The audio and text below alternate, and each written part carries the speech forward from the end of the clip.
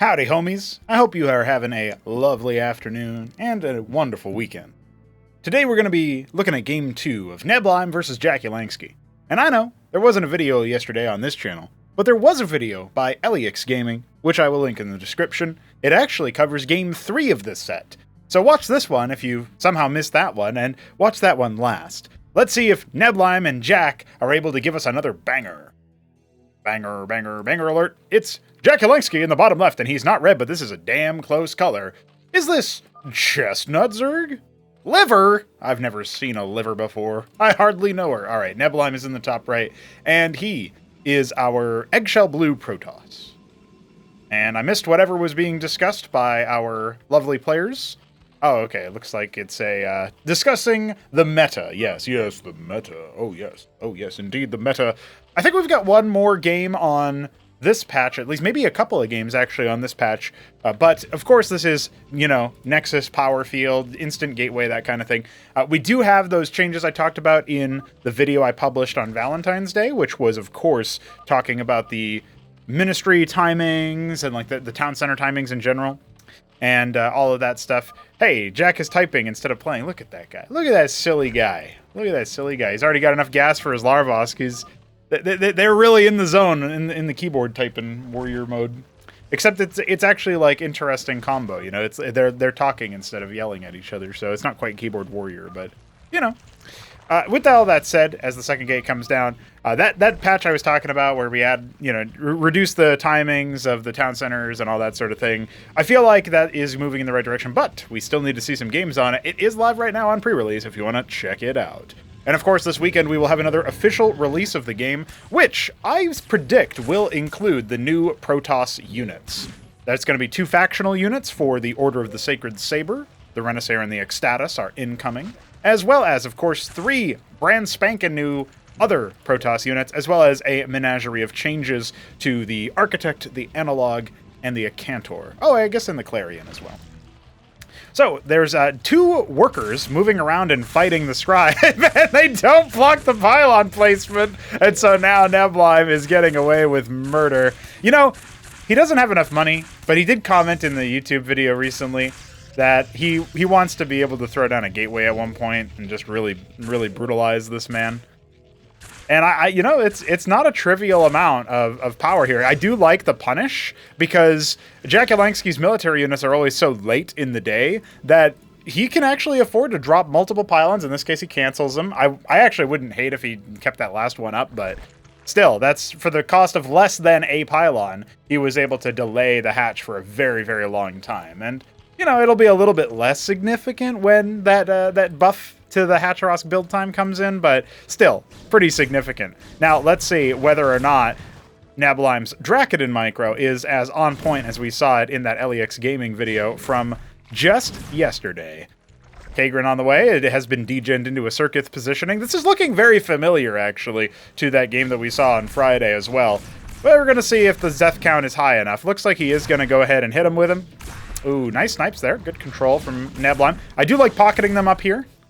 I wonder if it wouldn't be a little bit more effective if you could pass through that, but this is a weird little pocket anyway, so good to get it seeing some use. I liken it to, if anybody watches Counter-Strike, they have those little cubbies you can save guns in post-plant situations, and I'm thinking Overpass T-Spawn, there's a bunch of areas like that. It's cool to see those kinds of usages come in. Now, that is one Dracodon getting dangerously close to death. It looks like Jack is zeroing in on it, but he's not leading the target with his moves. You gotta click past where the Dracodon is moving, and then go for it. Now, he might go for a surround on that Dracodon, but it doesn't quite look like it, as an Ecclesiast has been rallied into the base. Neblime will take advantage of the opportunity, but it's really all he's going to be able to do is get a scout. He sees the Escagant coming, and that is good enough for him. This Ecclesiast is obviously misrallied, by the way. Neblime is actually quite bad about leaving his rallies off in Wonderland, and you saw his Dracodons walk into face tank the circuits a lot and stuff like that on rally instead of on attack move like they were just now. So you can see he's just trying to heckle the circuits when he's got the shields and whatnot. It is 4 gate for him, quad gate, and his Scribe is off in the corner, also in Wonderland, apparently. But, in that situation, he kind of makes the best of the worst possible situation. If he walks back up the Ecclesiast of the circuit, maybe he could have come over here, but he wouldn't have gathered any useful information. And then if he wanted to go back up to the ramp, the circuit would probably have killed it anyway. So in that case, he does get a good scout off at the very least, and maybe there's some value. Maybe you could argue there's some merit to the decision to just move your unit in anyway, walk right past the static defense, at least disrupt your opponent's concentration. All of that beating that one Circuit has taken is starting to add up. I do like the adaptation to burrow the Zets in front of the Draken attack path. And the Khaz'trith is on the way as well, which is really going to multiply the amount of damage you're going to end up seeing. Pretty close to popping that. Is it really going to be enough to commit in? Remember, he's been building up at Zealot Ecclesias this whole time. This could end up being a pretty unceremonious game as a result of that.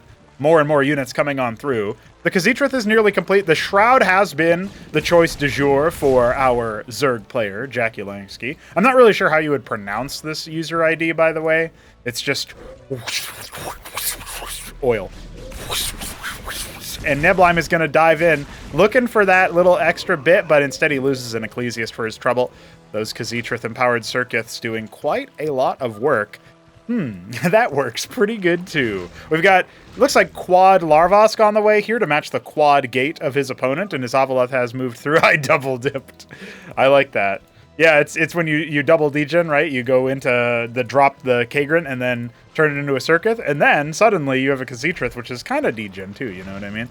Now, we do have the Eskagant. Remember, in the background of this, right, this game does represent the advent of the gas ridge caps, the fact that you can, you know, cap these like what we just saw jakulangski doing. And as a result of that, they are going to provide quite a bit of extra value. Oh, man, pairing the Lakes with this is a super defensive setup. Now, okay, what do you do when this kind of situation arises? Well, Neblime already has a Nexus almost halfway complete for his third base. He looks like he might be going to go ahead and earmark a few units to block other expansion paths. And he did see the Lakes burrow. The Hydra Stand now on the way, also in the natural, by the way. Kind of interesting placement there from our Zerg player. But yeah, this is a kind of situation where the Zerg is clearly going for a hard 2-base turtle. The Eskagant will allow that tech up and that ability to get a lot of like tier 1.5 units is usually what I see it used for so far. So I'm thinking this Hydra Thin will turn into a ski back pretty quick, and we're going to see a mass Bactyl situation. It looks like Neblime is just content to keep making gateways. Right now, he has not actually pivoted out of the gateway. It's just the embassy for Witness. Does he have any artisans? He's not actually got any artisans. He could heckle the Avaleth with them. For now, they retain their weapon. I'm not so confident that that will end up being the case. We've already removed it from the Talos, and we've certainly reined in the Gosvaleth and the artisan as far as the power that those advanced workers have for their weaponry.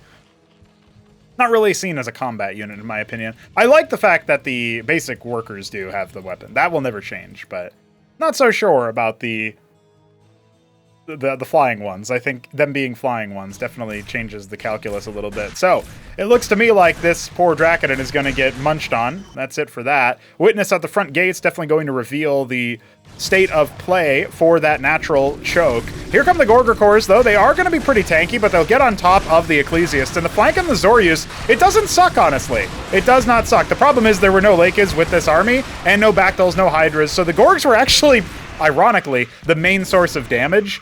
And when you're up against Ecclesiasts that heal in melee range, you're not really going to be able to carve through them. So this third base seems like it's a lock for a deletion. He is going to have to cancel that. There's no way to save it. In fact, Jack might not cancel it in time. It will end up dying for real. No Droleth back, no money back. The Lakes try to go ahead and burrow for a little bit of a saunter, a little bit of like, hey, dude, you want to try to fight me? And Neblime almost did try to fight him. Remember, he's got that Witness, cycles it over just in time. Now the Artisan is indeed heckling that Avaleth to death. The Crucible empowering a lot of these gateways, by the way. This is 6 gates empowered, and of course the Stargate will be as well. Neblime sharking back with his army, sort of posturing in front of his own third base, doesn't want to counterattack to do the same thing, and the Witness will observe yet another Hatcherosk coming on down at that third base location. We've got 6 Bactylisks in production. The gas caps are happening for Neblime as well. He's ridge capping one of his bases, not his main, but his natural is on the way. Protoss don't actually need to worry about waiting for it. Yeah, there's the ridge cap on the third base as well. Protoss don't need to worry too much about the tech requirement part of it, right? So there is that.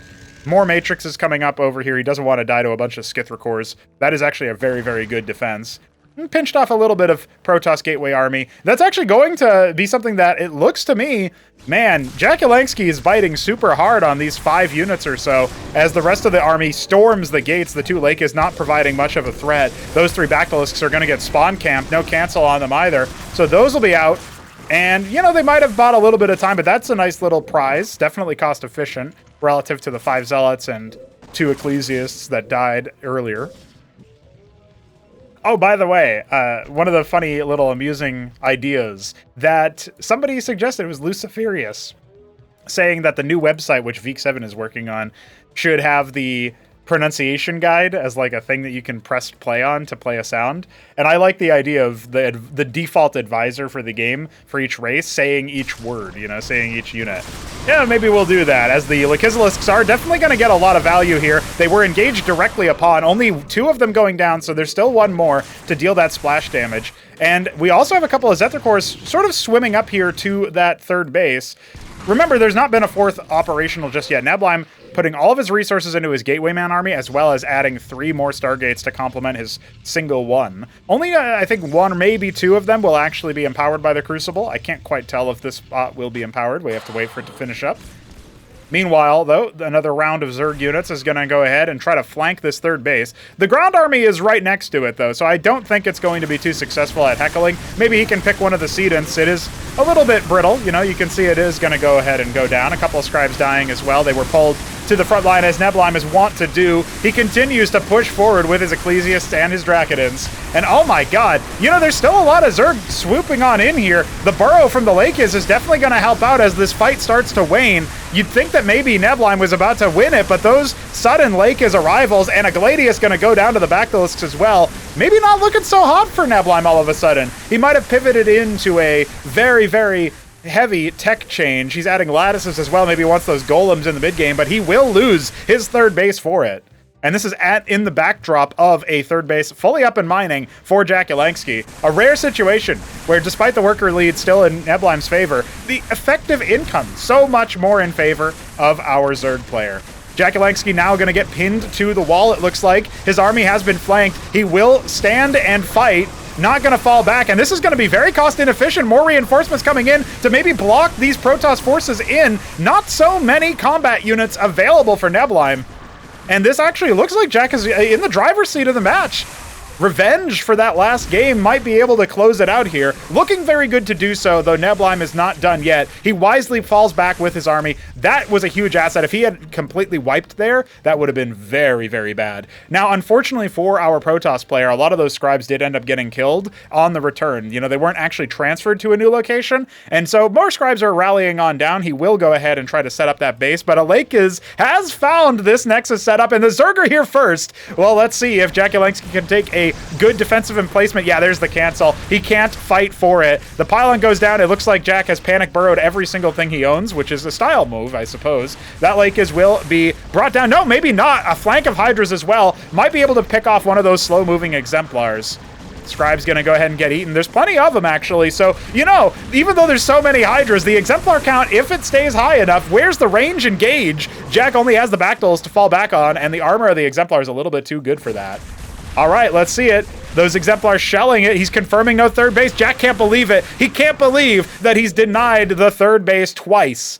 Neblime not going to be able to get too much more value. Many more Bactylisks engaging here, morphing so that they can support. There's 5 Lakes, including 1 burrowed one, on that spot, and only 4 of them are going to come in. Oh, the Nathracors are not a bad flex in here. They do reduce the armor. That is going to increase the Bactylisk efficiency. Unfortunately, losing so many Lakes is actually a really big problem for jakulangski. I don't think in actuality Neblime's ground army can threaten what Jack has, but if he starts pivoting into more Lakes to replace those, that might stop him from getting the units he needs to properly and fully break his opponent. The Hydra count is so good, though. He is looking so strong with 24 Hydras and probably 13 Bactylisks. They are going to continue to shellac this Protoss force. They are getting a little bit caught up on each other, though, and with no backline here, no front line, rather, to save the backline, it looks like the Exemplar count is going to be able to punch through. It was not managed very so well. We've got 13 pairs of Nathracors about to finish, though, and they should be swooping on in to assist. More Lake is burrowed in unopportune positions. A fourth base has been erected, and it's about half saturation. Those witnesses going to help out. That's going to stop that position from being compromised. Now, Neblime needs to actually secure his base. Do we still not have tier 2 for our Zerg player? Indeed, we do not. He invested so much money into the here and now.